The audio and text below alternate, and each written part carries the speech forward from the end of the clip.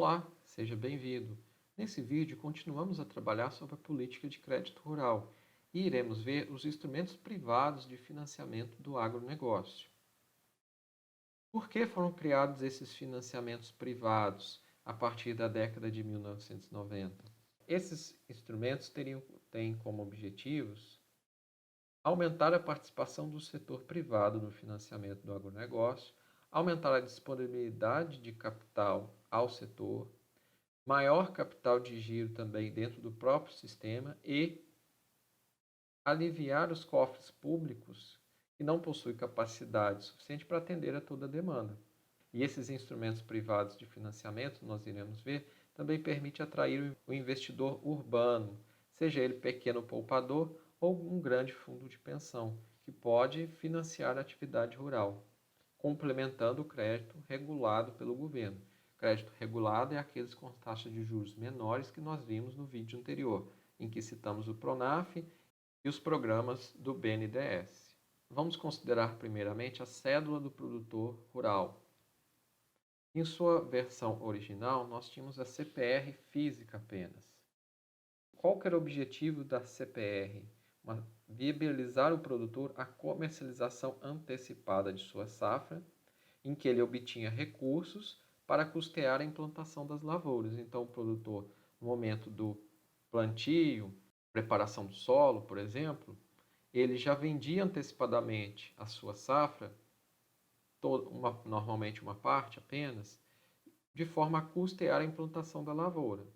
Na CPR física, nós tínhamos uma promessa de entrega no futuro do produto, a ela vinculada, por exemplo, a soja. Por um produtor que deseja plantar soja, ele vende a soja, ele faz essa promessa de entrega de soja no futuro e recebe recursos que permitem comprar insumos, ou também ele pode receber os próprios insumos em espécie. O produtor pode então negociar com uma agroindústria que irá precisar desse produto, um exportador, uma beneficiadora, por exemplo. O produtor então no momento futuro deve entregar o produto físico correspondente ao valor dos recursos monetários mais uma taxa de juros. Um mesmo produtor pode emitir várias CPRs para uma mesma safra, sendo que a primeira tem preferência de recebimento do credor do que a segunda, e assim por diante. Contudo, perceba que a CPR física só era interessante para aquela agroindústria, exportadora ou beneficiadora que de fato demandaria o produto no futuro. Isso limitava a possibilidade de agentes, por exemplo, bancários, comprarem essa CPR, realizarem essa negociação com o produtor. Assim, nós temos a CPR financeira posteriormente. Na CPR financeira, nós temos o empréstimo de dinheiro ou insumos ao produtor, mas esse pagará em dinheiro. O comprador da CPR financeira, então, não receberá o produto em liquidação, mas o valor monetário acrescido à taxa de juros, né? Seu valor pode ser corrigido pelo preço do produto ou por um índice. E assim, a CPR financeira permitiu que bancos passassem a ser compradores da CPR e não mais apenas avalistas, como eram até então para a CPR física. Outro instrumento interessante é o Certificado de Depósito Agropecuário, CDA, e o Warrant Agropecuário, WA. Esses são títulos lastreados na produção depositada em armazém.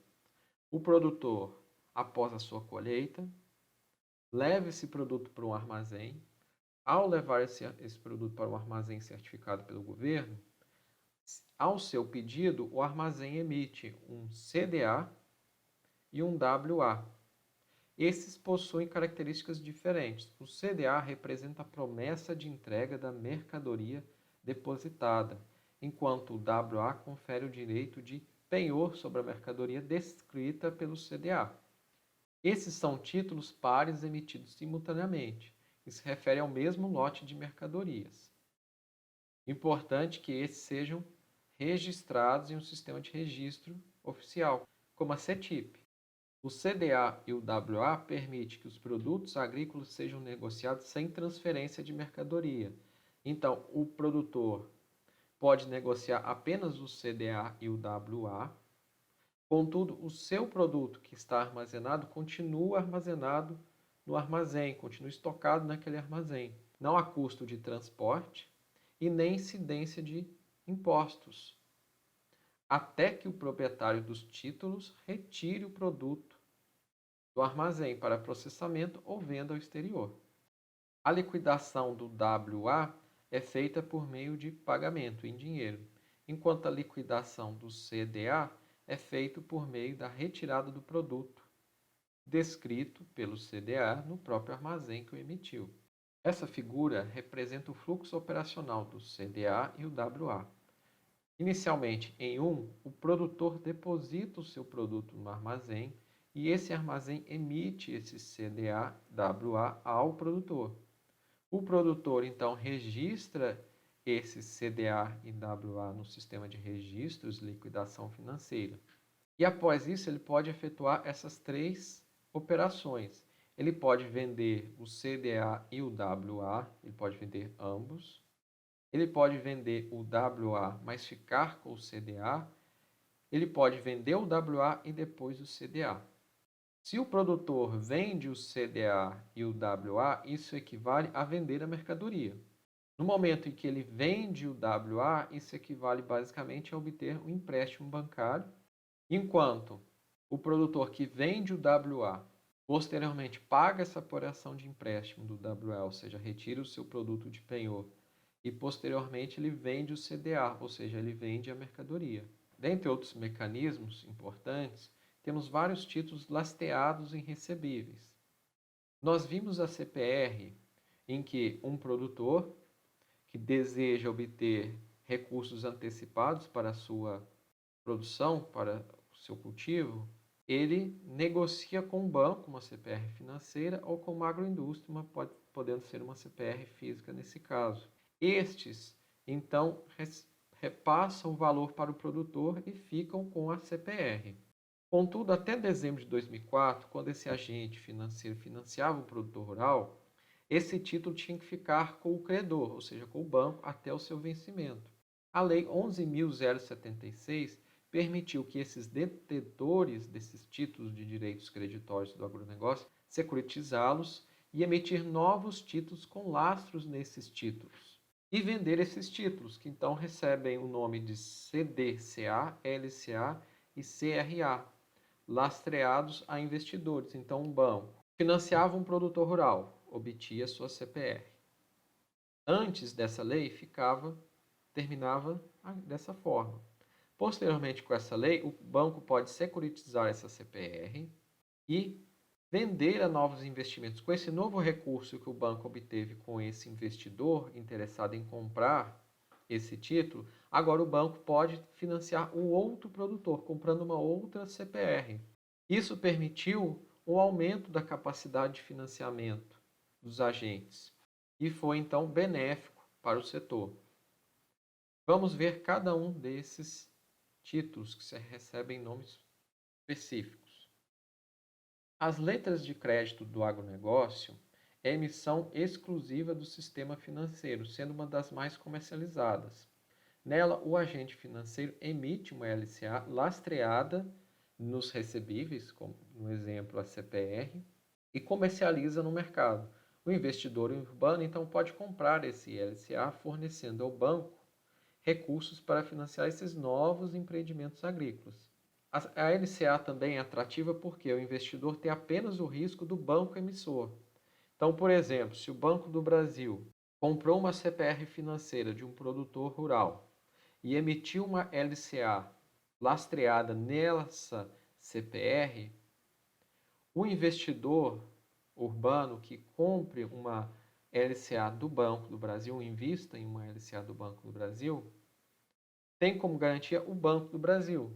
Se o produtor não honrar sua dívida junto ao Banco do Brasil, não pagar o seu empréstimo, o investidor urbano que comprou essa LCA está garantido junto ao Banco do Brasil. O Banco do Brasil tem a obrigação de lhe pagar conforme foi combinado no momento do investimento.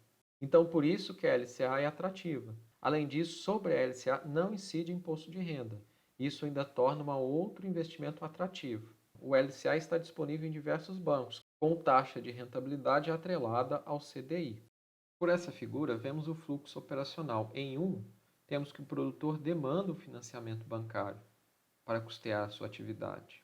Esse produtor emite, então, uma cédula de crédito rural para garantir a operação. Após a assinatura do recebível, o banco libera os recursos para o produtor. No passado, o banco mantinha os recebíveis na tesouraria aguardando o vencimento. Com a criação da LCA, o banco pode reunir um lote de recebíveis e emitir uma LCA lastreada nesses recebíveis. O banco vende a LCA no mercado financeiro, o investidor interessado nas condições do título compra essa LCA. Com a receita da LCA, o banco obtém novos recursos para aumentar sua capacidade de financiamento para a agricultura. No vencimento do recebível, o produtor paga a sua dívida com o banco, resgatando o título por ele emitido. E no vencimento da LCA, o banco paga ao investidor, finalizando a operação.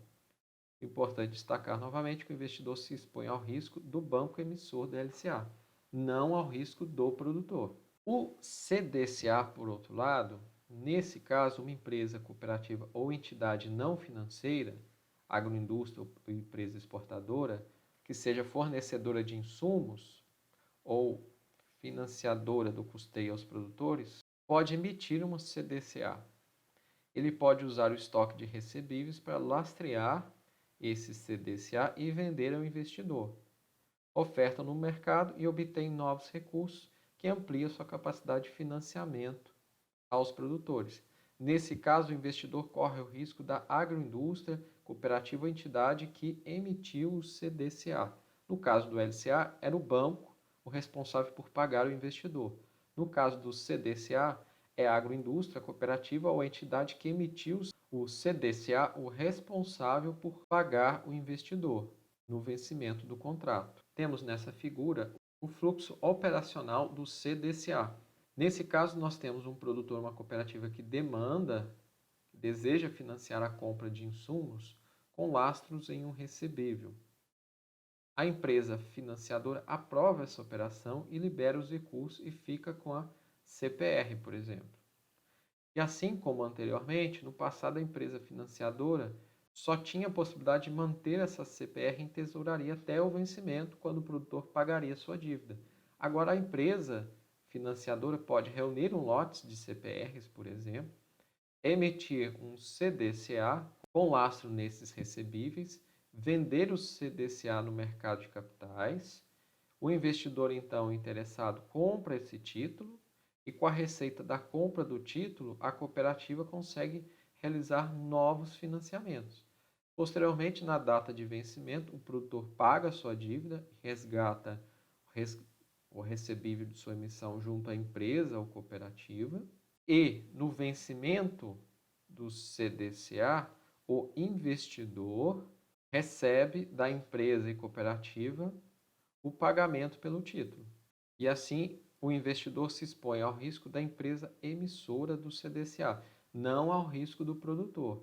Se o produtor não pagar a sua dívida junto à empresa, isso não interfere no valor a ser recebido pelo investidor. O investidor tem um direito em relação à empresa e cooperativa, não em relação ao produtor. Assim, o risco a que o investidor se expõe é o risco da empresa ou cooperativa que emitiu esse CDCA. Por fim, temos o CRA, que é um Certificado de Recebíveis do Agronegócio. São operações exclusivamente conduzidas por sociedades de propósito específico, especialmente constituídas para o negócio da securitização desses recebíveis.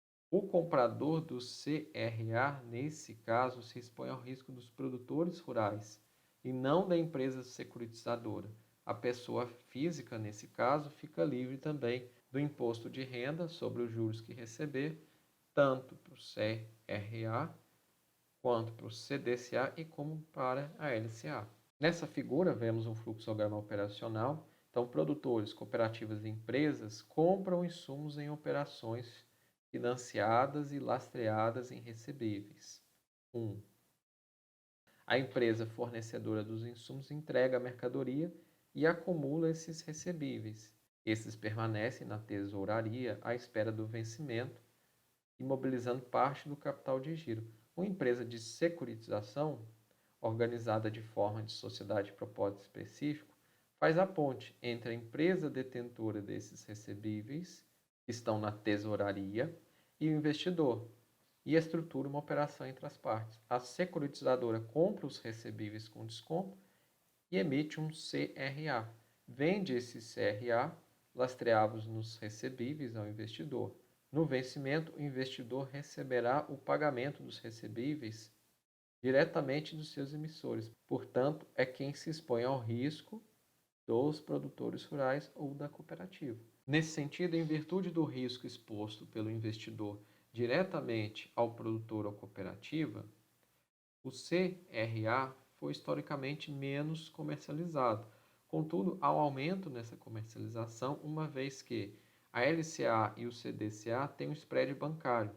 Grandes empresas, então, que negociam, compram esse CRA, podem se apropriar desse spread bancário, apesar de estarem expostos a esse risco maior por parte do produtor ou cooperativa, que pode ter imprevistos durante o processo produtivo e não conseguir honrar esse compromisso no vencimento.